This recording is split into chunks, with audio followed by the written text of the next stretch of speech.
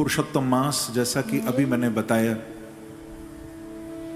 श्रेष्ठ मास है। और कथा आपको मालूम है ना, पुरुषोत्तम मास की कथा बड़ी विशेष है, क्योंकि पहले इस महीने को पुरुषोत्तम मास नहीं कहते थे, इसको कहते थे मल मास। क्योंकि भगवान ने, आपको मालूम है ना, अपने एक बड़े प्रिय भक्त जिसका नाम है प्रहलाद, भागवत में आप कथा सुनेंगे प्रहलाद जी की, अपने उस भक्त की रक्षा करने के लिए स्तंभे सभायाम नमृगम न मानुषम, खंभ से नृसिंह बनकर ठाकुर प्रकट हुए। बोलो नृसिंह भगवान की। अपने भक्त के लिए नृसिंहावतार लिया, बता दिया भगवान ने कि मैं केवल विग्रह में नहीं बैठा। भगवान ने कहा भक्त बुलाए तो मैं खंबे में भी बैठा हुआ, केवल मूर्ति में ही नहीं। मूर्ति तो अभी बनी नहीं, प्रभु कहते मैं पत्थर से प्रकट हो जाता हूं। तो ये भगवान के अवतार का ये मास है, पुरुषोत्तम मास। प्रेम से कहो ना श्री राधे। देखो, मैं जिस परंपरा से आया हूं, श्री राधे तो बुलवाऊंगा बीच बीच में, मैं कहूंगा कुंज बिहारी, आप कहिएगा श्री हरिदास। कुंज बिहारी, कुंज बिहारी, कुंज बिहारी, श्री हरिदास। क्योंकि स्वामी श्री हरिदास जी महाराज की वंश परंपरा में ये शरीर जन्म लेके आया है, तो हमारी वो परंपरा है। वही स्वामी श्री हरिदास जी जिन्होंने बांके बिहारी जी को प्रकट किया वृंदावन में। तो भगवान ने खंभ से प्रकट होकर उस असुर को मारा।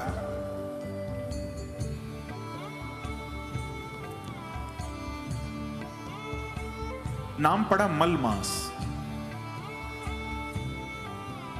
और इस मलमास को त्याग दिया गया। वैसे भी आप जानते हैं कि इस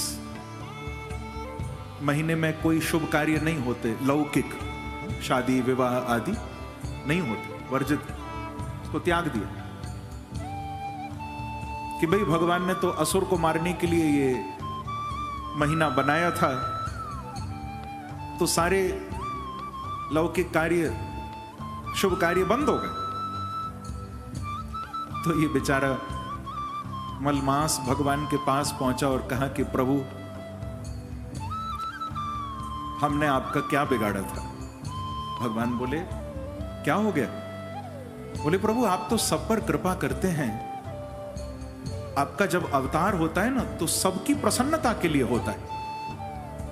यहां तक कि प्रभु, आप किसी दुष्ट को अवतार लेकर मारते भी हैं, तो उस मारने वाले दुष्ट को भी अपने धाम भेज देते हैं, उसको भी नरक में नहीं डालते आप।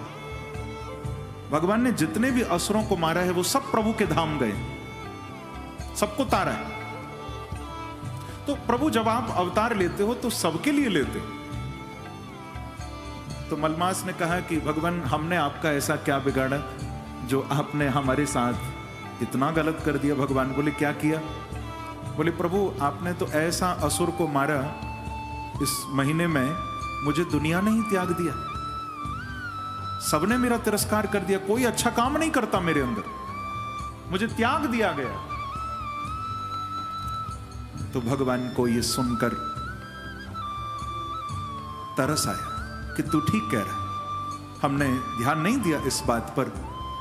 असुर को मारने के लिए तो हमने तुझे बनाया, लेकिन संसार ने तेरा त्याग कर दिया। तो मेरे बांके बिहारी ने मालूम है क्या कहा? मेरे बांके बिहारी मलमास को कहते हैं कि देख भैया, तू मेरा स्वभाव नहीं जानता अभी। मलमास ने कहा प्रभु, कौन सा स्वभाव? तो ठाकुर जी कहते हैं, बांके बिहारी कहते हैं कि तू मेरा स्वभाव नहीं जानता। तूने कहा कि दुनिया ने तुझे त्याग दिया, तो मेरा तो यही स्वभाव है कि जिसको दुनिया त्याग देती है, मेरी कृपा का द्वार उसके लिए खुल जाता है। ठाकुर जी कहते हैं जिसको दुनिया त्यागती है वो मेरा हो जाता है, और जिसको अभी दुनिया ने पकड़ रखा है ना वो प्रभु का नहीं हो पा रहा। पर जिसको जगत ने त्याग दिया वो तो जगदीश का हो गया, वो तो भगवान का हो गया। तो ठाकुर जी बोले अब तू चिंता मत कर, तू मेरी शरण में आया है ना, आज से तू मलमास नहीं है। बोले प्रभु फिर क्या नाम मिलेगा? भगवान कहते हैं मैं तुझे अपना नाम दे रहा हूं, आज से तू मेरे नाम से कहलाया जाएगा। क्या? बोले मलमास नहीं। बोले पुरुषोत्तम मास की जय, पुरुषोत्तम भगवान की जय। प्रभु कहते हैं मैं तुझे अपना नाम दे रहा हूं, आज से तू मेरा है, पुरुषोत्तम है। भैया जिसका सब तिरस्कार करते हैं मेरे ठाकुर उसको उत्तम बना देते हैं, सर्वोत्तम बना देते हैं, अपना नाम दी। और भगवान ने कहा कि ठीक है लौकिक कार्य वर्जित होंगे, लौकिक कार्य भले वर्जित होंगे, पर आज मैं तुझे वरदान दे रहा हूं कि अगर इस पुरुषोत्तम के महीने में किसी ने लौकिक नहीं पर अगर मेरी प्रसन्नता के लिए कोई काम किया तो उसे मैं अनंत अनंत गुना फल प्रदान करूंगा। बोलो बांके बिहारी लाल की जय। प्रभु कहते हैं अगर आप कोई सत्कार्य करेंगे, शुभ कार्य करेंगे तो उसका अनंत अनंत फल मिलेगा।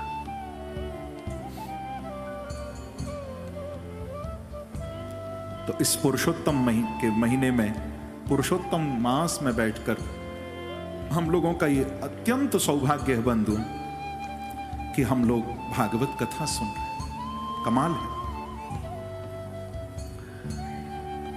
कितने लोग तो मैं सच बताऊं आपको, वो जीवन में सोचते ही रह जाते हैं कि कभी कथा में जाएंगे, कभी कथा कराएंगे। और ऐसा नहीं कि धन की कमी है, बहुत से पैसे वाले भी लोग। मैं तो देश विदेश में प्रभु कृपा से जहां ठाकुर जी ले जाते हैं कथा यात्रा चलती रहती है, तो मैं देखता हूं इतने इतने लोग संकल्प करके रह जाते हैं।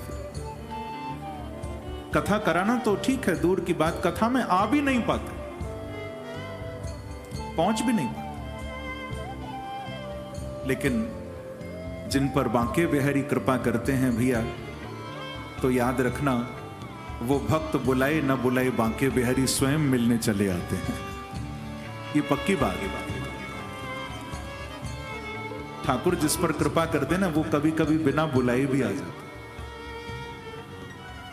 भक्तों ने अनुभव किया है इस बात।